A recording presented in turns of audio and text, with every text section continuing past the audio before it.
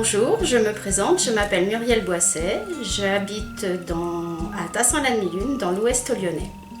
Je suis atteinte de la maladie de Verneuil depuis 20 ans et j'ai été diagnostiquée il y a 6 mois. J'ai vu mon médecin traitant qui ne m'a pas prise au sérieux. Je suis un petit peu fâchée avec lui et il m'a enfin envoyé auprès du docteur Philippe Guilhem à la clinique du Val d'Ouest et c'est lui qui m'a diagnostiquée. Bonjour, je m'appelle Alicia, j'ai 35 ans, j'habite dans la Nièvre. J'ai la maladie de Verneuil depuis l'âge de 16 ans.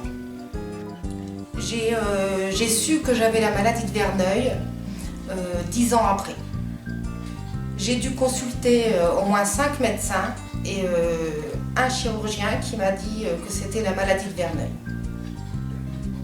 J'ai mal vécu quand on m'a annoncé que c'était la maladie de Verneuil parce que je me suis dit que je m'en sortirais jamais, parce que je leur ai demandé si une fois opérée, si la maladie ne reviendrait plus, et ils m'ont dit que c'est une maladie qui reviendrait toujours.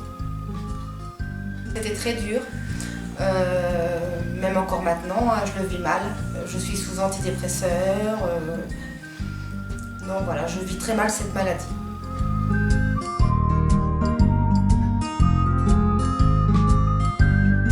Mon médecin traitant m'a prescrit des antibiotiques et de la fusidine à mettre en local sur les abcès.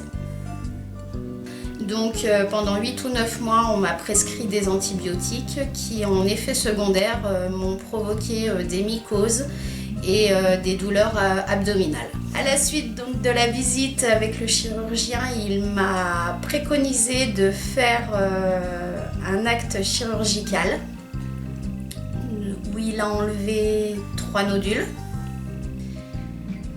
J'ai eu 6 semaines de soins derrière l'intervention. 11 semaines après la première intervention, j'ai eu une nouvelle poussée qui m'a valu une nouvelle chirurgie. Concernant l'automédication, je ne suis pas pour. Je préfère m'axer sur ce que le chirurgien me préconise parce que j'ai un petit peu peur des infections si je mets des produits sur les nodules pour qu'ils se percent ou moi-même les percer. J'ai eu des antibiotiques pour éviter les poussées, ce qui a bien fonctionné, mais on ne peut pas me laisser sous antibiotiques à vie parce que j'avais des problèmes d'estomac. Alors, les actes chirurgicaux me font vraiment peur. J'ai subi déjà 2 opérations, une il y a 6 ans, une l'année dernière qui ne s'est pas très bien passée, et là je dois resubir une opération chirurgicale à Cône le 4 juillet qui me fait vraiment peur.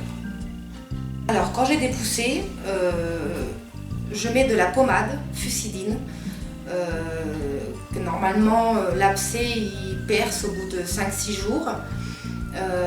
Par contre, j'y perce pas moi-même, j'attends que ça parte tout seul. Si ça part pas tout seul, je vais voir un chirurgien qui lui va me dire s'il faut une intervention ou pas.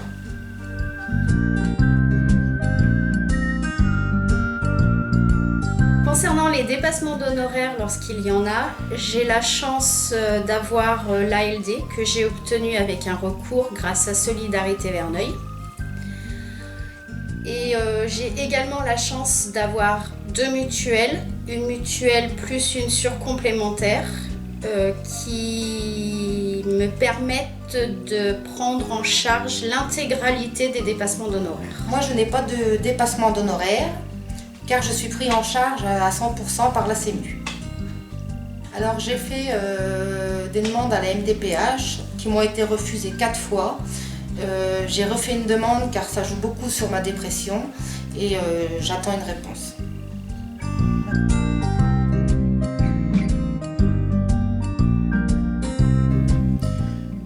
Côté vie professionnelle, je suis embauchée à plein temps Il a fallu que j'explique lors de ma deuxième intervention auprès de mon directeur. Du coup, il m'a demandé concrètement ce que j'avais comme maladie. Et là, je lui ai ouvert mon cœur en lui expliquant tout ce que j'avais, tous les problèmes que cela engendrait, chose qu'il a très bien entendue. Mes collègues directs sont au courant de ma maladie. Après, je n'expose pas auprès de tout le monde non plus, même si je me prends des réflexions du style « ça va, tu t'es bien reposé ». Concernant mes amis, ils ne m'ont pas tourné le dos. Bien au contraire, ils me soutiennent, ils me demandent de mes nouvelles. Lorsque j'ai des poussées, c'est vrai que je demande à mes parents d'aller faire mes courses à ma place, puisque j'ai très très mal. Donc c'est un petit peu un poids vis-à-vis de mes parents. Ils ont compris la maladie, ils me soutiennent à 200%. Alors côté professionnel, j'ai beaucoup de mal à trouver du travail. J'ai pas mal travaillé en intérim et plus les jours passent et plus j'avais les poussées et du coup j'étais obligée de refuser un emploi et du coup maintenant pour trouver du travail c'est très compliqué. J'ai des amis qui sont au courant de cette maladie.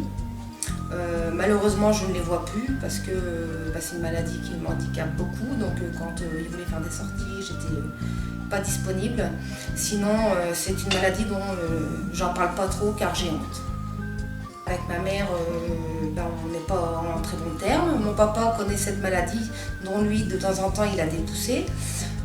Donc il comprend quand je suis en difficulté. J'ai beaucoup d'aide de ma fille Chloé et de mon conjoint Raphaël qui m'aident beaucoup pour les soins, pour quand je me fais opérer, qui me soutient beaucoup.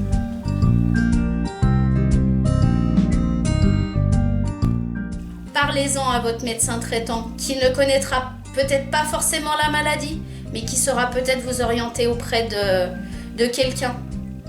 Rapprochez-vous des associations de malades afin de vous orienter auprès de spécialistes de la maladie. Si je peux donner un conseil aux malades qui m'écoutent, je leur proposerais d'aller voir un chirurgien en viscéral pour consulter pour cette maladie, car elle est très compliquée à diagnostiquer.